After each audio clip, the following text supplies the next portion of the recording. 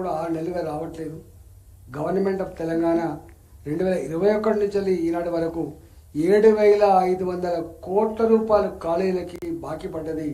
వాళ్ళు ఇవ్వకపోతే యాజమాన్యాలు సెల్ ఫోన్ బంద్ చేసుకొని ముఖం చాటేసే పరిస్థితి వచ్చింది.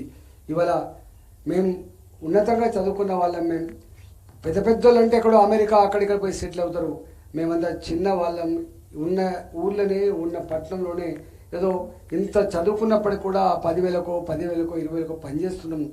ఆ జీతాలు కూడా చక్కగా రాక పాల బిల్లులు ఇవ్వలేని పరిస్థితి, ఇల్లు కిరాయిలు ఇవ్వలేని పరిస్థితి, మా పిల్లలకు ఫీజులు కట్టలేని పరిస్థితి దయనీయంగా ఉంది అని చెప్పి ప్రైవేటు కాలేజీలో పనిచేసేటువంటి యాజమాన్యాలు అడుగుతున్నాయి.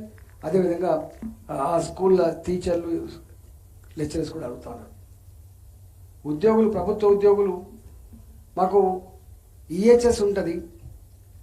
గవర్నమెంట్ ఆ ఈహెచ్ఎస్ సరైన టైంలో పే చేయకపోవడం వల్ల దవాఖాన పోతే ప్రభుత్వ ఉద్యోగాన్ని తెలిసి కూడా ఈహెచ్ఎస్ ఉన్నదని తెలిసి కూడా పో మాకున్న వాడికి బిల్లు రాలేదని చెప్పి అవమానపరుస్తున్నారు అని చెప్పి వాళ్ళు అంటున్నారు. ఈ అవమానాన్ని భరించలేకపోతున్నామని చెప్పి అంటున్నారు. అడ్వకేట్ దగ్గర పోయినా ఒక బాధ ఉంటుంది, డాక్టర్ దగ్గర పోతే ఒక బాధ ఉంటుంది, దవాఖాన దగ్గర పోతే ఒక బాధ ఉంటుంది. ఒక్క మాట చెప్పాలంటే సమస్యల విషవలయాల్లో చిక్కుకున్నట్టుగా వాళ్ళు చెప్తా ఉన్నారు. మరి ఇలాంటి సమస్యల విషవలయాల్లో చిక్కుకునేటువంటి ఈ సందర్భంలో ఎవరు కావాలి? మనకు ఈ సమస్యల గురించి ప్రస్తావించే నాయకులు కావాలి తప్ప ఈ సమస్యలు పరిశీలించే బాధ్యత ఉన్న ప్రభుత్వంలో ఉన్న వాళ్ళ కోటేస్తే సాధ్యం కాదు. ఇవి ఒక్కొక్కసారి మొన్నటిదాకా ఉన్న మా ముఖ్యమంత్రి గారు అయితే మంత్రికి సమస్య చెప్పుకున్నా కూడా నువ్వు ముఖ్యమంత్రిగా చెప్పుకోపో, నేను చెప్పలేనని కానీ చెప్పే పరిస్థితి. ఇవాళ అట్లాంటి పరిస్థితి అధికారంలో మంత్రులకే చెప్పే ఆస్కారం లేని ఈ రోజులలో ఎమ్మెల్సీలుగా ఎమ్మెల్యేలుగా మీ సమస్యలు ముఖ్యమంత్రిని చెప్పించి ఒప్పించి సాధించేటువంటి పరిస్థితి సత్తా ఎవరికి ఉండదు. కాబట్టి ఇవాళ మనం అధికార పార్టీలో ఉన్నటువంటి వాళ్ళకు ఈ సమస్యల సందర్భంలో ఓటెత్తే ప్రయోజనం లేదు. రెండవది, ఇవాళ బీఆర్ఎస్ పార్టీ ఉంది, వాళ్ళు నిలబెట్టింది.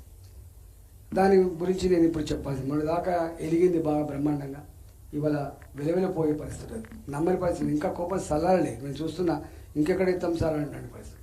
ఇవాళ అంతో ఇంతో 40 ఏళ్ళ సుదీర్ఘ అనుభవం ఉన్నటువంటి ప్రేమేందర్ రెడ్డి గారు మనం ఆశీర్వదించి గెలిపిస్తే ఇవన్నిటినీ ఎక్కడో కాడ కొంత మాట్లాడేటువంటి ఆస్కారం ఉంటుంది. నెంబర్ 1.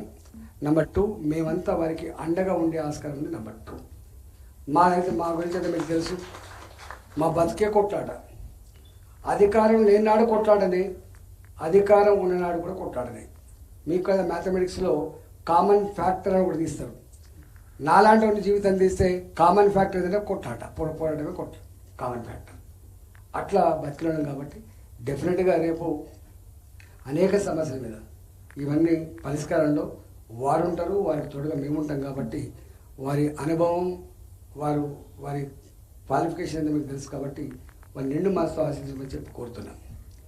ఇక రెండవది, భారతీయ జనతా పార్టీ పరంగా ఎంత ఈర్ష్య అంటే ప్రపంచ దేశాలు ఈర్ష్యపడుతున్నాయంటే ఒక అర్థం ఉంది. కానీ ఈ దేశంలో ఉన్నటువంటి రాజకీయ పార్టీలు కూడా అదే పనిగా విమర్శ చేస్తూ ఉంది మోడీ గారి మీద. 2014లో ఏ విమర్శలు చేసిందో కాంగ్రెస్ పార్టీ 2024లో కూడా గదే విమర్శ చేస్తారు.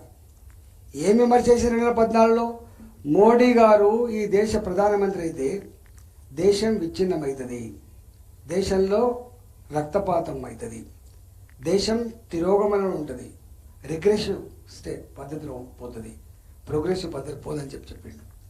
కానీ 10 ఏళ్ళ చరిత్ర కళ్ళ ముందు కదలాడుతున్నప్పటికి కూడా యావత్ దేశమంతా కూడా మళ్ళీ జమ్మూ అండ్ కాశ్మీర్ నుంచి వెళ్ళి కన్యాకుమారి వరకు, ఇవాళ ఎక్కడో అరుణాచల్ ప్రదేశ్ నుంచి మొదలుపెట్టి కచ్ వరకు ఉన్న ప్రజానికం అంతా కూడా భాషలు వేరు కావచ్చు, సంస్కృతులు వేరు కావచ్చు, ప్రాంతాలు వేరు కావచ్చు, కానీ మోడీ గారే మళ్ళీ ప్రధానమంత్రి కావాలని చెప్పి ఇలా కాంక్షించే ఈ సందర్భంలో మళ్ళీ గదే పాట పాడిందే పాడరా అన్నట్టుగా మళ్ళీ 2014లో కాంగ్రెస్ పార్టీ ఏం ప్రవచించిందో, ఏ విష ప్రచారం చేసిందో ఇవాళ కూడా మళ్ళీ రావులు